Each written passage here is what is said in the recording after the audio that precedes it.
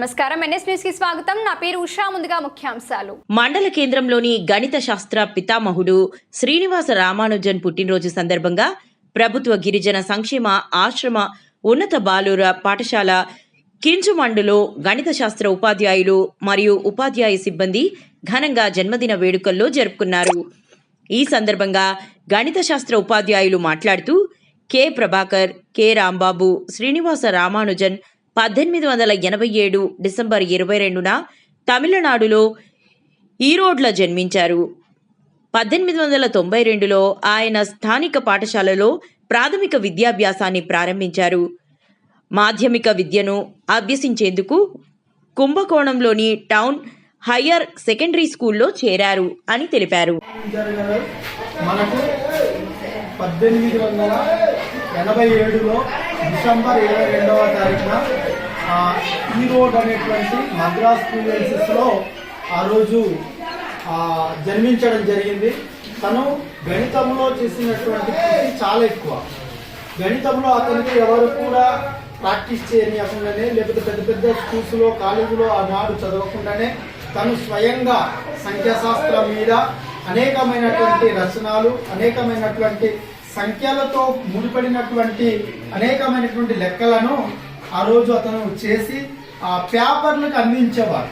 So ఆ పేపర్లను అందించడం వల్ల దాన్ని గుర్తించినటువంటి ఒక యూనివర్సిటీ ప్రొఫెసర్ హార్డీ అనేటువంటి ప్రొఫెసర్ గారు దాన్ని గుర్తించి ఆ యొక్క రచనలన్నిటినీ తీసి తను పరిశీలించిన తర్వాత ఇది చాలా గొప్పది, ఇతనిలో చాలా మేధస్సు ఉంది, సో ఇవి ఎవరు చేయలేనటువంటిది చేశారు కాబట్టి దీన్ని మనం గుర్తించాలని ఆ రోజు నుండి అతనికి మరింత ప్రోత్సాహం ఇచ్చి శ్రీనివాసన్ గారికి ఆ యొక్క యూనివర్సిటీలోని తనకు కూడా ఒక భాగాన్ని, ఒక సింహభాగాన్ని ఇచ్చి అనేకమైన రచనల్ని మరలా చేయడానికి అతనికి ప్రోత్సహించడం జరిగింది. దాన్ని గుర్తించి భారతదేశ ప్రభుత్వం 1967లో ఒక కాయిన్ని తయారు చేయడం జరిగింది. అలాగే మన మన్మోహన్ సింగ్ గారు 2012వ సంవత్సరంలో మరి జాతీయ గణిత దినోత్సవంగా భారతదేశంలో శ్రీనివాసన్ రాజన్ గారు జన్మించినటువంటి డిసెంబర్ 22వ తారీఖున జరుపుకోవాలని ఆనాడు ప్రధానమంత్రిగా ఉన్నప్పుడు నిర్ణయం తీసుకోవడం జరిగింది. తద్వారా దాన్ని మనం కొనసాగిస్తూ ఈరోజు మనము జాతీయ గణిత దినోత్సవంగా జరుపుకోవడానికి మరి గవర్నమెంట్ వారు మనల్ని గుర్తించున్నారు. అతనికి అంత ప్రాధాన్యత ఇచ్చారు. కాబట్టి గణితంలో ప్రతి ఒక్కరు అతన్ని గుర్తించుకొని అతని యొక్క తండ్రి గుమస్తగా పనిచేసేవారు. సో అతని చిన్నతనంలోనే తండ్రి చనిపోయాడు. వ్యాధి వచ్చినప్పుడు దాంట్లో నుండి కలార వ్యాధి అంటాం కదా, కలార వ్యాధి వచ్చినప్పుడు అతను చనిపోవడం జరిగింది.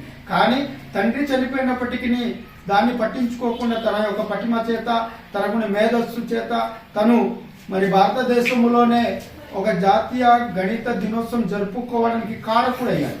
కాబట్టి గణితాన్ని మనం మర్చిపోకుండా ప్రతి ఒక్కరు నేర్చుకొని దాన్ని మరింతగా అతను చేసినటువంటి కృషిని మనమంతా కూడా తోడ్పాటు కల్పించి తన ఒక ఏదైతే కృషి చేస్తారో ప్రతి ఒక్కరు శ్రీనివాస రామానుజన్గా మారాలని మీ అందరికి అభ్యర్థిస్తూ నా యొక్క మాటలు నేను ముగిస్తాను.